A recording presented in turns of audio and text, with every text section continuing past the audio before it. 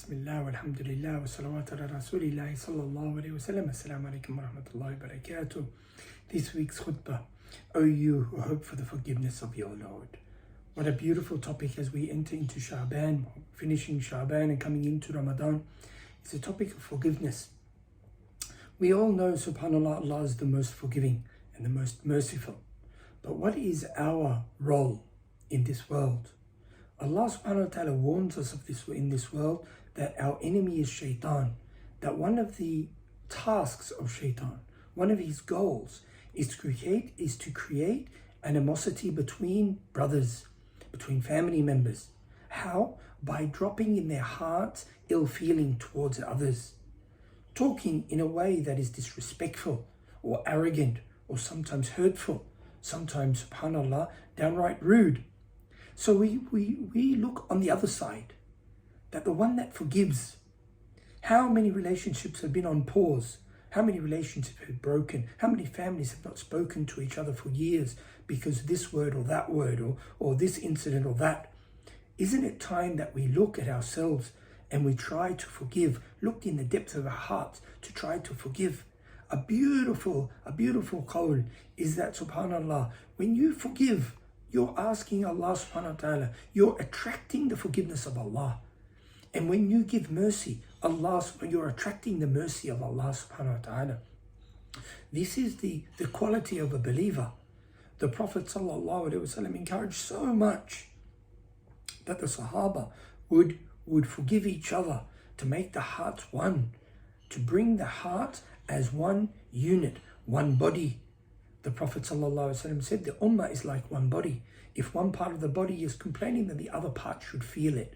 Forgiveness and being merciful to each other is part of the DNA of a mu'min. Why? Because they're always asking forgiveness from Allah subhanahu wa ta'ala. So when you're asking forgiveness from Allah, we should be concerned that we are also attracting the forgiveness of Allah by forgiving others. And who benefits when we forgive others? We benefit. We benefit. There are people that are argumentative. They're looking for fights. They're looking for arguments. We forgive them. By that, we are protecting our own selves.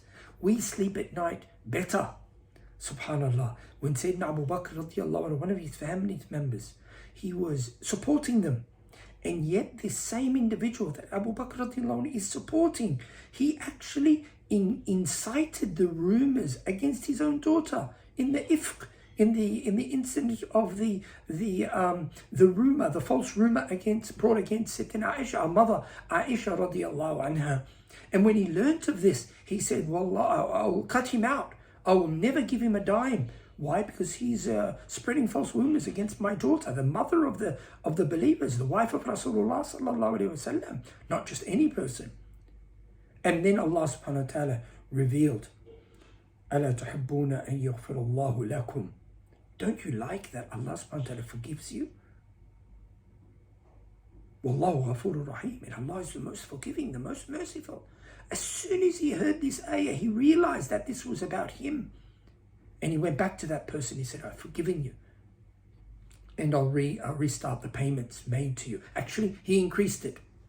Imagine. He increased it. And of course, he knew his fault. And he asked him for forgiveness. I made a mistake. And it was...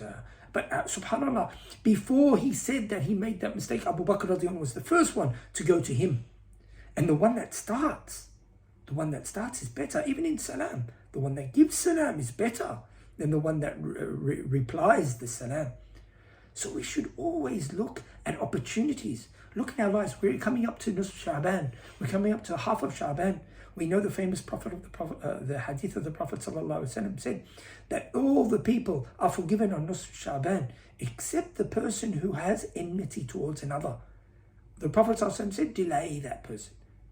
Delay that person. Allah subhanahu wa ta'ala delays the forgiveness of those two people that have got a problem on the night of Nusf Sha'ban.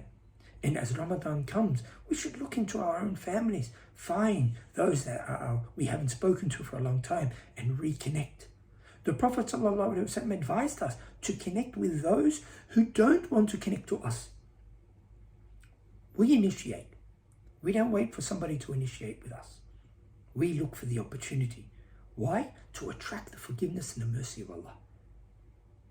May Allah subhanahu wa ta'ala give us tawfiq, that we attract the mercy of Allah, the forgiveness of Allah, by having this quality in our lives of forgiving others.